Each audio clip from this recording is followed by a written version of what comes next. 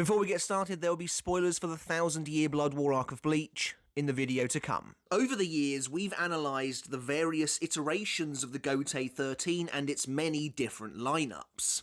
From looking at whether the End of Series version is the absolute weakest of the bunch, to gauging just how powerful that initial collection of captains and vice-captains from the Soul Society arc really is, the multitude of permutations makes the ever-evolving Gotei 13 a fascinating subject to explore. But one era we haven't devoted much time to is the Gotei 13 of the Turn Back the Pendulum arc, set 100 years prior to the main storyline. And there are likely a couple of reasons for this. Ultimately, this isn't a version of the Gotei 13 we spend too much time with. Turn Back the Pendulum only lasts for a single volume within the story, meaning we don't get to see a lot of what this Gotei is really capable of. Especially since half of that time features many of the captains and vice-captains being dismantled in a brutal fashion. But it's still more time than we spend with the End of Series Gotei, so ultimately I don't see that as being a huge problem. Another reason, and perhaps a more substantial one, is that this version of the Gotei 13 features a lot of unknown quantities. Characters like Ginrei Kuchiki, Kenpachi Kiganjo, and many of the vice-captains are barely characters at all. Instead, they're just faces to which we can put a name and really little else. In fact, in a couple of instances, the position holders are either dead, totally unknown, or both. However, that said, the past arc's Gotei also includes a lot of characters we do know quite well. From the Shinigami who would later become the Vizard, to extremely popular captains like Kisuke Urahara and Yoroichi Shihoin. And of course, the ranks are headed up by a quartet of captains that readers will already know quite well. Yamamoto, Unohana, Kyoraku, and Ukitake. So there's a lot here to look at, and I feel like it would be doing a disservice to the Gotei 13 of this area to just completely overlook it when so much of it is actually known to us. So with that said, how powerful was the Gotei 13 of the Turn Back the Pendulum arc? How does it compare to the other iterations? Just as with previous videos of this ilk, we'll be doing a deep dive into the lineup of this Gotei and assessing how it all comes together in the end to form the Soul Society's greatest fighting force. Will the Turn Back the Pendulum arc's lineup of captains and vice-captains come out on top, or realistically come out anywhere near the top, or was the Soul Society lucky to be rid of them in the end? Let's take a look. So then, as we dive into the lineup of the Turn Back the Pendulum arc's Gotei 13, we'll be taking a look at the characters as they are presented to us in that part of the story, using whatever evidence we can find from the source material.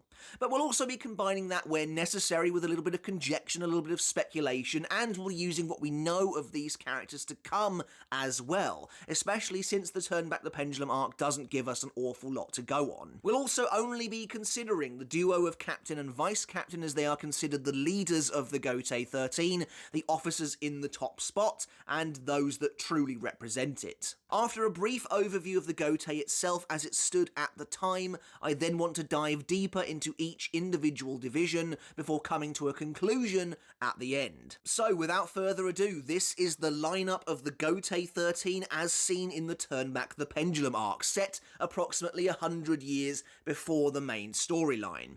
Is this the strongest collective of captains and vice-captains that we get to see, or is it lacking in comparison? So the first division during this time period was headed up by the Captain Commander Shigekuni Genryusai Yamamoto, and of course his ever-faithful vice-captain Chojuro Sasakibe. The second division during this time was made up of Yoroichi Shihoin and Omaida's father Morenushin Omaida. In charge of the third division was the Captain Rojuro Rose Otoribashi and his vice-captain Chikane Iba. The captain of the fourth division at the time was of course none other than Retsu Unohana, but her vice-captain was Seinosuke Yamada. The fifth division at the time was commanded by Captain Shinji Hirako and his vice-captain Sosuke Aizen. Over on the sixth division we've got Captain Ginrei Kuchiki and his vice-captain Sojun Kuchiki. The seventh division's captain 100 years ago was was Aikawa Love, and his vice-captain was Jinemon Kotsubaki. In the 8th division, the captain is of course Kyoraku Shinsui, and his vice-captain is Lisa Yadamaru. In the 9th division, we have Captain Kensei Muguruma, and his vice-captain is Mashiro Kuna. The 10th division 100 years ago is a weird one.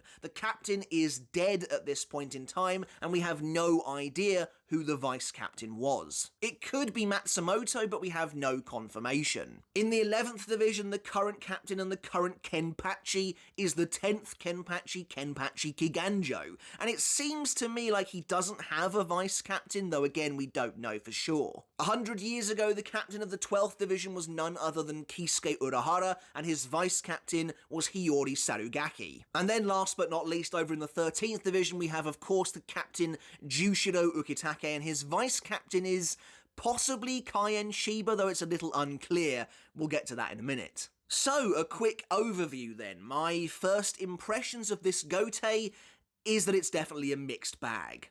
While it doesn't have quite as many weak links as the Gotei 13 at the end of the series, in my opinion at least, it also doesn't strike me as being as strong as the Gotei 13 of the Soul Society arc or even of the 1000 Year Blood War arc either, both of which feel a lot more consistent overall, even taking into account the ever-changing nature of the 1000 Year Blood War arc's lineup. Ultimately, we know that the Vizard Shinigami would turn out to be very disappointing, even if they should theoretically be quite powerful in their own right. It's just hard to square that away, knowing what we do regarding their future performance. And of course here, they don't even have holification to prop themselves up. We're also missing some real, genuine heavy hitters of the later iterations. The likes of Kenpachi, Byakuya, and even Ishin haven't yet found their way into the upper echelons. That being said, things are balanced out a bit by the inclusion of Kisuke, who is a huge boon to this Gotei 13, and certain divisions like the second are just a net improvement over what they would later become. But there's no denying that this Gotei 13 suffers from an overall uneven quality. The 11th division is at a low point in its history, while the 10th division is essentially missing entirely. The 6th division, arguably the most consistent division of the present day when looking at the complete picture, here is made up by total unknowns over 100 years ago. But let's take a deeper look into each division as they currently stand. The 1st division remains a stalwart of Soul Society tradition and authority, and is held aloft by its perennial duo. The captain is of course Shigekuni Genryusai Yamamoto, while his vice-captain is Chojiro Sasakibe, who has been by Yamamoto's side for 1,000 years. This division then offers much of the same as its Soul Society counterpart. For a division so enduring, very little changes in the course of 100 years. After all, it's barely a drop in the ocean. Yamamoto has softened somewhat since his victory over Yhwach's Lichtreich Empire a millennium ago, but he hasn't yet been changed by his meeting with Ichigo Kurosaki.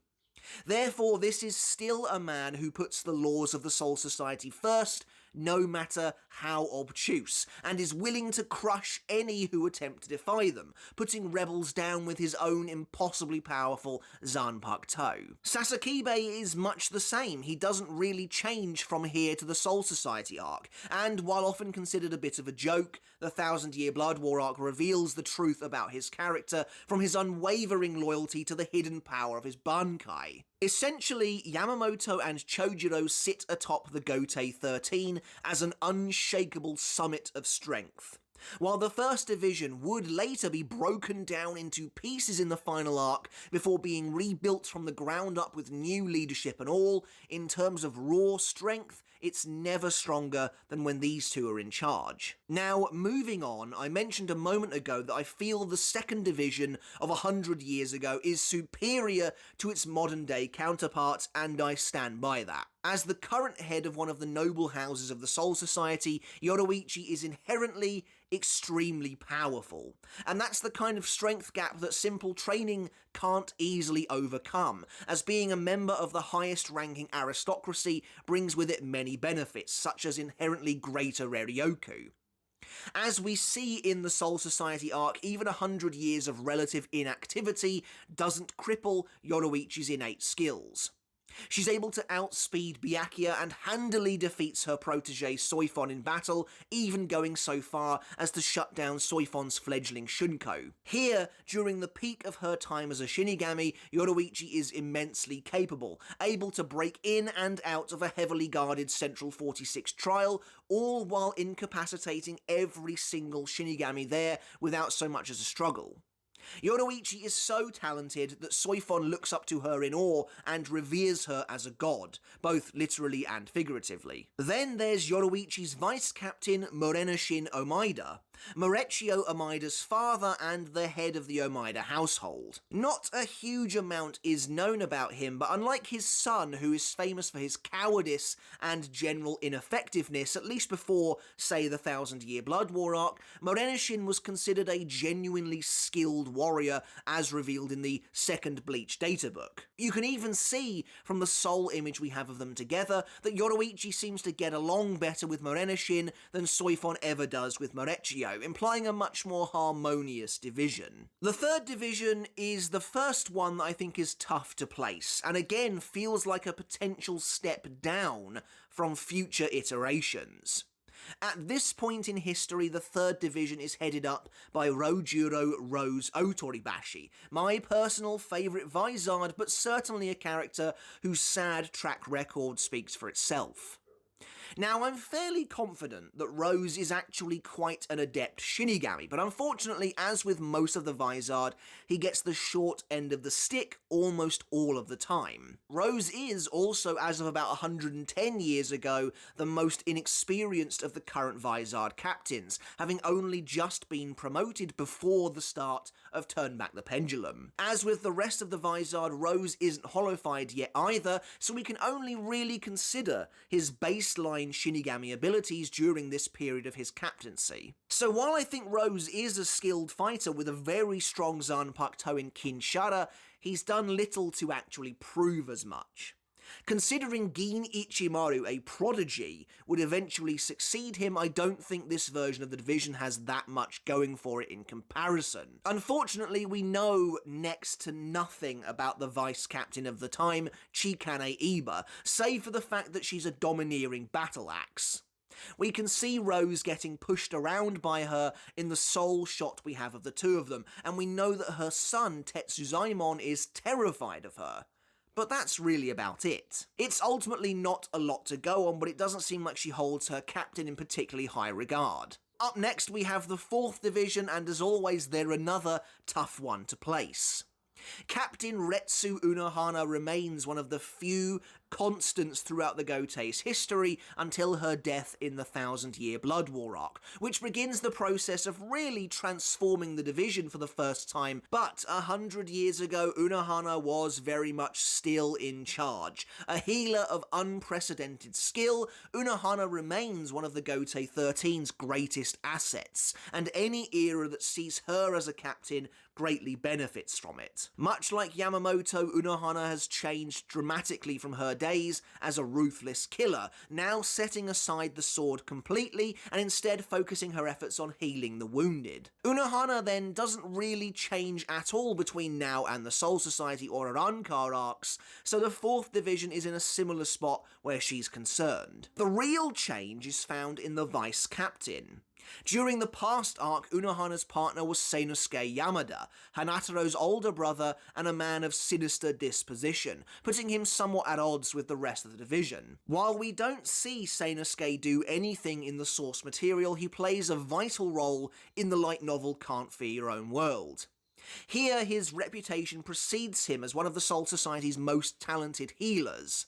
In fact, he's removed from the 4th division and given special duty as a healer for the aristocracy instead. Regardless, we don't really know enough about him to compare him to the vice captains that come after, specifically Isane, who has proven herself to be a mightily useful healer many times over. But if I had to guess, it seems likely to me, based on what we hear of him in the light novel, that Seinosuke is a superior healer to Isane, placing this version of the 4th division on a pedestal compared to all that come after. Now, the 5th division is one of the few in the Turn Back the Pendulum arc that we can glean a truly clear picture of.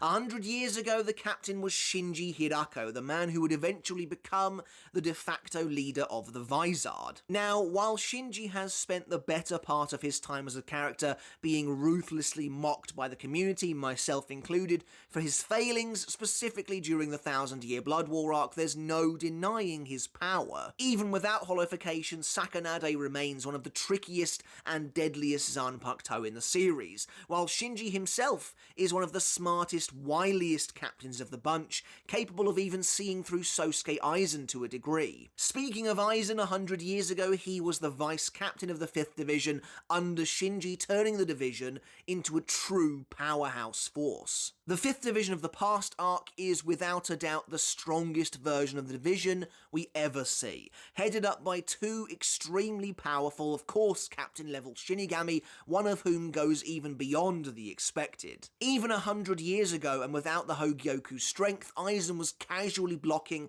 Tessai's Hado 88 with a perfectly cast Danku. Of course, Aizen is a traitor, but his departure from the Gotei 13 does hurt this division's overall standing in a way from which it ultimately never really recovers. Aizen leaves a massive power gap that very few characters could realistically fill. So it's clear to me that the 5th division of the Turn Back the Pendulum arc is not only one of the most powerful of that entire Gotei 13 lineup, even if very few are truly aware of that fact, but it's also one of the strongest divisions I think the Gotei 13 has ever seen. Now, the 6th division of the Turn Back the Pendulum arc is a weird one, in that it feels like there is very little to say about a division for which there's historically been an awful lot to say. I mentioned earlier that the 6th division is one of the series' most consistent, and that's true. The partnership of Byakuya and Renji exists throughout the entirety of the present-day storyline, and presents one of the most powerful united fronts of the modern-day Gotei 13. The same, however, cannot be said of the division from 100 years ago. The captain is Ginrei Kuchiki, Byakuya's grandfather and likely one of the strongest captains of the time, though we don't know that for sure. While we don't see anything he can do, there are a couple of hints as to his true power. For starters, Ginrei is the head of the Kuchiki household at the time, and as we saw with Yoruichi, the highest position of nobility is inherently a very strong place to be, commanded by only the very best and most gifted of Shinigami. Then, during Turn Back the Pendulum, as the emergency situation spills over and becomes a threat to the very Soul Society itself, Yamamoto orders Ginrei to stay back and defend the very Seirete along with Kyoraku and Ukitake, putting him among very esteemed company. It seems likely to me that Yamamoto chose who he believed were probably the 3 greatest fighters to act as the last line of defense alongside him, but of course this is total conjecture on my part. Then there's the division's vice-captain Sojun Kuchiki, Byakuya's father, and a character we know even less about. But what we do know of Sojun doesn't present a real picture of strength. He was described as being a kind but sickly man who didn't possess the spirit of a fighter despite his talents before being killed in action. And so that leaves us in a tricky spot regarding the 6th division. Certainly, I have to imagine that the 6th division at the end of the series is probably the strongest it's ever been, thanks to both commanding officers receiving divine training in the Royal Palace, but Ginrei is a total wild card. Moving on, over 100 years ago, the 7th division was headed up by Aikawa Love and his vice-captain Jinemon Kotsubaki. Now, while I am a fan of Komamura, it feels difficult to distinguish between this iteration of the division and that of the Soul Society and subsequent arcs. Admittedly, neither Love nor Komamura is particularly impressive, but both seem similar in their disposition. Bulky, tanky captains with a preference for physical strength above all else, and that's before Love is holified. Having never seen Love's bankai, it's hard to judge him holistically, but he's always seemed perfectly capable to me, just underserved like most Vizards, while Komamura is one of the most physically powerful of all the captains, and his humanification technique of the 1,000-Year Blood War arc gives him an ultimate technique that elevates him above many of the other captains. And then there's the vice-captains. We know next to nothing about Sentaro's father, Jinemon Kotsubaki, save for the fact that he looks like a pretty tough guy. But at the same time, Tetsuzaimon Iba is one of the worst faring vice captains of the lot, with barely any screen time and little to no relevance whatsoever. In fact, his becoming a captain at the end of the series ultimately serves to drag the 7th Division down somewhat in my estimation, and perhaps even his own. Love's relative lack of coverage makes gauging this version of the 7th Division difficult, but it's fair to assume that it's an average squad with no real standout qualities for the time being. When it comes to the 8th Division, Kyoraku Shinsui remains one of the Gotei 13's greatest warriors. As one of the oldest captains of the bunch, not much changes for Kyoraku between Turn Back the Pendulum and the Soul Society and Rankar arcs. Like Yamamoto and Unohana before him on this list, he's steadfast and powerful, but perhaps his most brilliant asset is his perceptive nature and whip-smart mind. Kyoraku's true capabilities wouldn't really be known for some time, but as captain of the 8th Division, he's one of the best there is already. Like Ginrei, Yamamoto tasks Kyoraku with the innermost defense of the Seirei itself, placing him on a pedestal above most other captains at the time. Kyoraku's vice-captain over 100 years ago, Lisa Yadomaru, is a more interesting proposition. Lisa is a very capable warrior.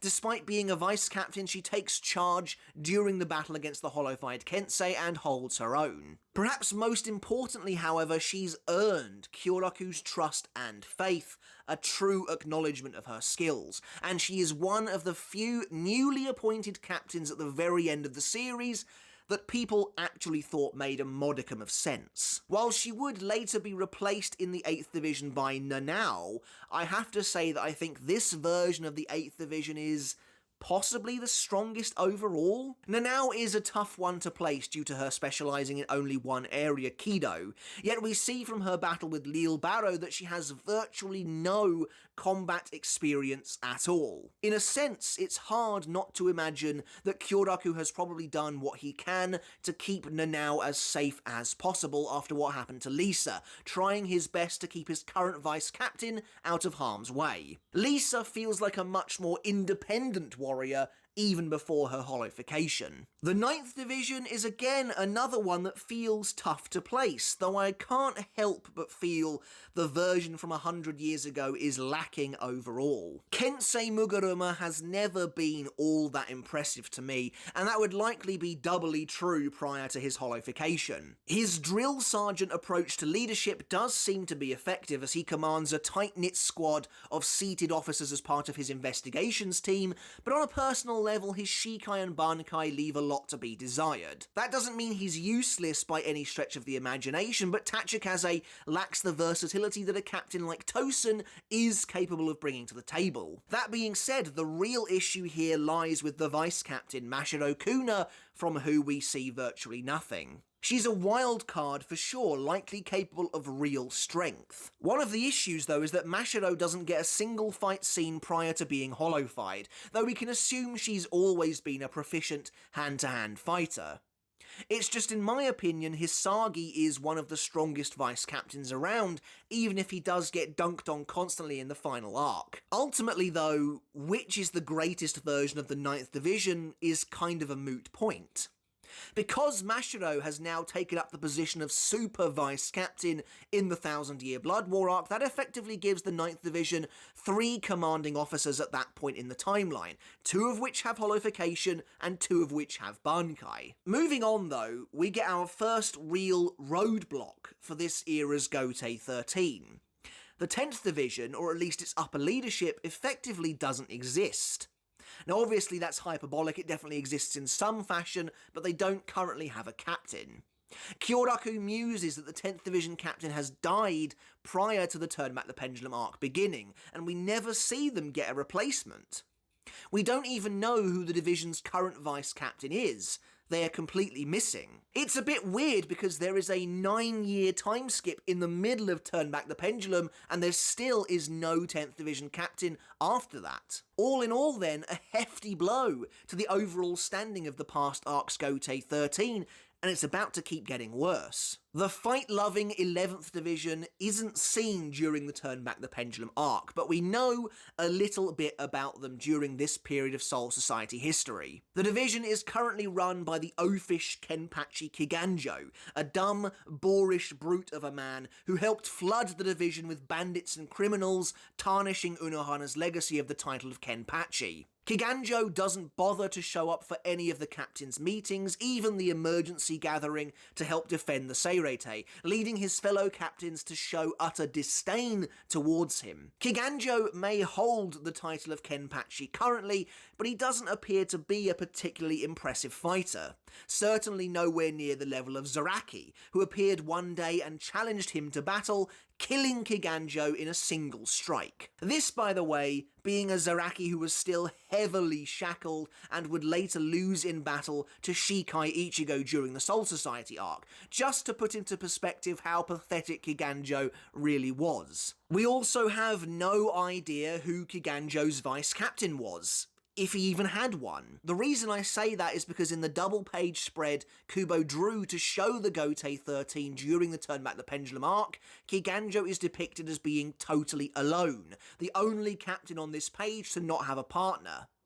Even when Kubo introduces a number of new faces in this image to account for other divisions. So the 11th Division seems to be in a particularly bad spot 100 years ago, until Zaraki would come in and clean the place up. Next up though, we have a big one to help lift the prospects of this Gotei 13 after a couple of duds. The 12th Division is the main focus of the Turn Back the Pendulum arc, as Kisuke Urahara is promoted to captain, taking over from Kiryu Hikifune, who is being transferred to the Zero Division. For as intelligent as Mayuri Kurotsuchi is, for as much of an asset as he turns out to be for the Soul Society overall, he simply can't compare to his predecessor. Having Urahara as a captain of the Gotei 13 is a big deal for this iteration of the lineup. This is the only time period as well that sees both Kisuke and Aizen among the top brass of the Gotei, leaving it to be a true force to be reckoned with. Although Kisuke's time as a captain is short-lived, in those few short years,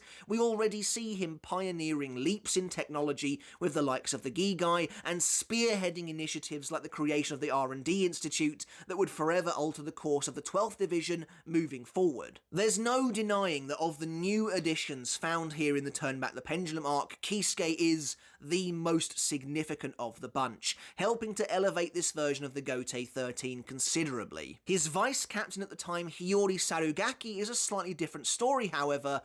I've never found Hiyori to be all that special. I assume she has the skills to be a vice-captain, but despite her hefty amount of panel time, we actually see very little from her overall. Kubikiri Orochi looks to be a standard melee-type Zanpakuto, with not much else going for it, and of course, 100 years ago, Hiyori didn't have access to holification either. This is all in comparison with Nemu in particular, an artificial being with almost limitless evolutionary capabilities. Regardless, having Kisuke around means only good things for this version of the 12th Division, as he quickly moulds it to fit his vision of the future. And finally, we have the 13th Division, headed up by Jushiro Ukitake. Like the other elder captains before him, Ukitake is very much a known quantity. Well, to a degree anyway. Of the elder captains, Ukitake is the one we know the least about when it comes to his fighting ability, but at the very least, Yamamoto considers both him and Kyoraku to be in a class of their own. But Ukitake remains the captain of the 13th Division right the way through to the very end of the story essentially, so not much has changed there. Regardless, his power is certainly enough to keep the 13th Division on the map. Like Kyoraku and Ginrei, he is tasked with defending the Seirete itself during Turn Back the Pendulum, and it's actually noted in the 1000-Year Blood War arc that Ukitake has so much Reryoku to help kind of keep his sickly body going that it basically outclasses the entirety of the remaining Gotei 13 soldiers who have gathered to try and create the doorway to the royal palace. What's more interesting to me, though, is that over 100 years ago, the 13th Division actually had a vice-captain. Kaien Shiba was still alive. Except that's not actually totally accurate. When we see Kaien talking with Ukitake during Turn Back the Pendulum, he's not actually his vice-captain yet. Ukitake is trying to coax Kaien into the position, but Kaien simply doesn't want the job, despite being more than capable. And since we don't know who the current vice captain of the 13th Division is at the time, or if they even have one, that leaves the 13th Division in the same place we find it in the Soul Society and Arrancar arcs, without a vice-captain to speak of. That being said, Kaien is pictured as Ukitake's vice-captain on the colour page spread, and almost immediately after the scene between the two of them there is that 9-year time skip, so it's very likely Kaien is indeed Ukitake's vice-captain once the time skip has taken place. This leaves the 13th Division in a very powerful position. Kaien is a prodigy, and a member of a high-ranking noble family, making him an exceptionally skilled warrior. Having both him and Ukitake at the helm puts this version of the 13th Division possibly higher than any that come after it, except for maybe in the second half of the 1000-Year Blood War arc, once Rukia has returned from her divine training. So, after that deep dive into the individual lineup of the past arcs Gotei 13, how does it stack up to the others? How does it compare? Well, as anticipated when going into the video, it is a bit of a mixed bag, and quite a difficult beast to fully grasp. On the one hand, this is a Gotei 13 of constants. The upper echelon of power is very much the same as we find it during the Soul Society and Arrancar arcs, which I consider to be one of, if not the greatest of the Gotei's assets, barring the original, of course. But, on the other hand, the main problem with this Gotei in particular is actually twofold. A large quantity of unknown variables, and a disappointing lack of mid-range heft. What do I mean by that last point specifically? Well, the Shinigami who would become the Vizards are nearly universally disappointing across the board, and they make up the bulk of this Gotei's mid-tier. Despite the fact they should all be perfectly powerful in their own right, there's virtually no evidence to support that claim. Instead, they end up feeling like a poor man's replacement for the likes of Byakuya, Hitsugaya, Gin, and someone like Tosen as well. That's not to say the new editions of this Gotei are all a letdown. While it's hard to know for sure, it's very likely that Ginrei Kuchiki is extraordinarily powerful. His aristocratic counterpart, Yoruichi, is a proven asset to this iteration as well. At the same time, the vice-captains of this lineup are, in many ways, an improvement over their successors. The likes of Morenushin Omaida, Seinosuke Yamada, Lisa Yadomaru, and even Kaien Shiba are all more than worthy holders of the seat, or so it seems. And of course, any Gotei 13 lineup that features both Kisuke Urahara and Sosuke Aizen at the same time is one to be feared. So while I don't think this Gotei 13 is as consistent as the one we get in the Soul Society arc, it does have some very high peaks. As we close out, let's compare it briefly then to the Gotei 13 we find in both the 1000-Year Blood War arc and the epilogue of the series. I still think the End of Series Gotei is the weakest overall, with the lowest lows of any of the iterations. The End of Series Gotei remains the most unbalanced of them all, with some of the biggest powerhouses we have ever seen, but on the flip side, far too many officers are either unproven or simply weaker than their predecessors. The Gotei 13 of the 1000-Year Blood War arc, however, is a little trickier to assess, as it evolves throughout the arc itself, and I'm looking forward to tackling that one in a future video. On the whole, I think the Gotei 13 of the 1000-Year Blood War arc is probably stronger than this one, due to it essentially feeling like a true successor to the Gotei of the past arc, only enhanced in a few ways. But then again, the loss of characters like Kisuke, Aizen, and Yoruichi in those top spots will ultimately hurt it quite a bit. That will be a tough one for sure when we come to it in the future. And so, as we reach the end of the video, it's clear that the Gotei 13 of the Turn Back the Pendulum arc has a lot going for it. The brilliance of Kisuke combined with the raw power of Aizen, mixed with a stronger, noble presence than ever before or after, along with the stalwart quartet of ancient captains, and this is absolutely a powerful force to be feared. But with too many unknown variables and a disappointingly mediocre subset of captains lining the mid to low tiers, I think this Gotei ultimately falls short of its more consistent successors. But that's it for the video, guys. As always, I really hope you enjoyed it. Let me know your thoughts down in the comments below. How powerful do you think this iteration of the Gotei 13 really was? And how does it compare to the other iterations that we see throughout the storyline? Which of these unknown variables do you think is probably the strongest? How powerful do you think characters like Ginrei, Kuchiki, and some of these other vice captains actually are? I'd love to hear all of your thoughts down in the comments below. And before we end, as always, I want to say a huge thank you and give a massive shout out to my supporters over on Patreon. I really do appreciate each and every one of you so very much. If you guys like what I do here over on YouTube and you want to support me another step further, you can do just that and get your name in the credits like this and get every video I release absolutely ad-free. Alright guys, but until next time, I'll catch you later, and I'll see you then.